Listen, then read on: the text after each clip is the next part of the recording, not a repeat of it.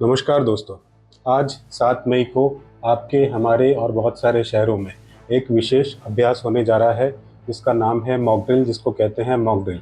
यह कोई वास्तविक संकट की घड़ी नहीं है, बल्कि हमारी तैयारियों को परखने और उन्हें और भी मजबूत बनाने का एक महत्वपूर्ण कदम है।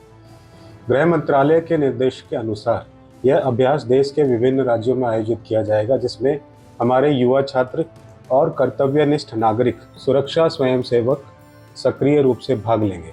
इस मॉक ड्रिल का मुख्य उद्देश्य हमें यह सिखाना है कि अप्रत्याशित युद्ध जैसी परिस्थितियों या अन्य आपातकालीन स्थितियों में खुद को और दूसरों को आप कैसे सुरक्षित रख सकते हैं, कैसे सुरक्षित रखना है।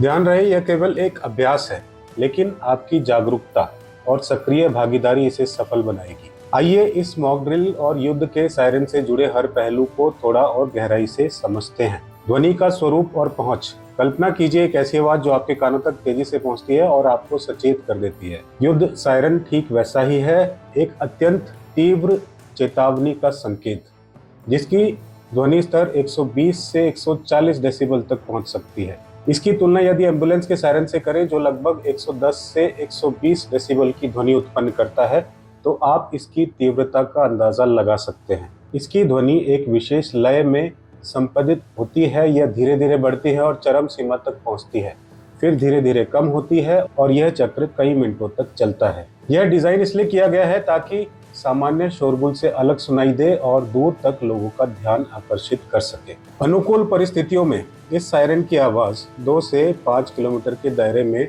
स्पष्ट रूप से सुनी जा सकती है। सायरन आखिर कहाँ स्थापित होते हैं?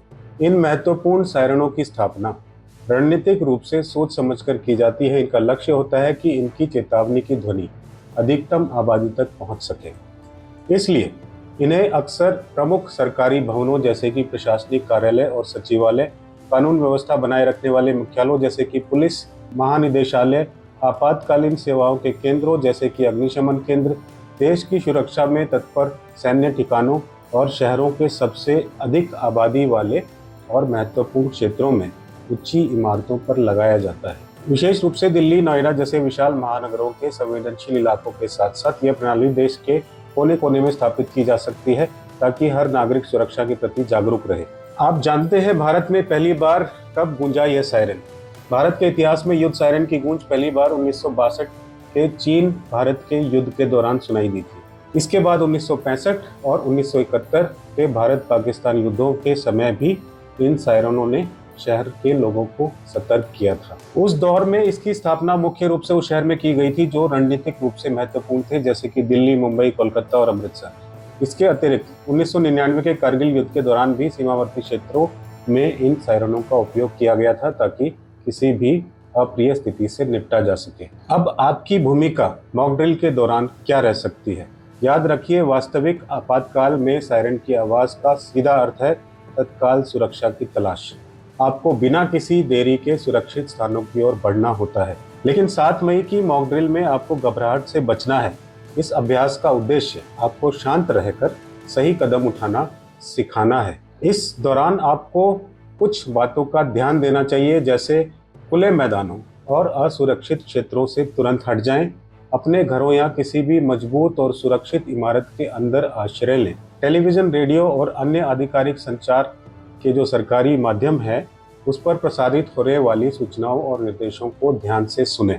किसी भी अपुष्ट खबर या अफवाह पर बिल्कुल विश्वास न करें और उन्हें फैलाने से बचें। स्थानीय प्रशासन और नागरिक सुरक्षा अधिकारियों द्वारा दिए जा रहे निर्देशों का पूरी तरह से निष्ठा से पालन करें। सुरक्षित स्थान तक पहुंचने का समय बहुत इंपॉर्टेंट होता है। इसमें एक वास्तविक युद्ध जैसी आपातकालीन स्थिति में पहले सायरन की आवाज सुनने के बाद आपके पास सुरक्षित स्थान पर पहुंचने के लिए अनुमानित समय जो होता है 5 से 10 मिनट का होता है।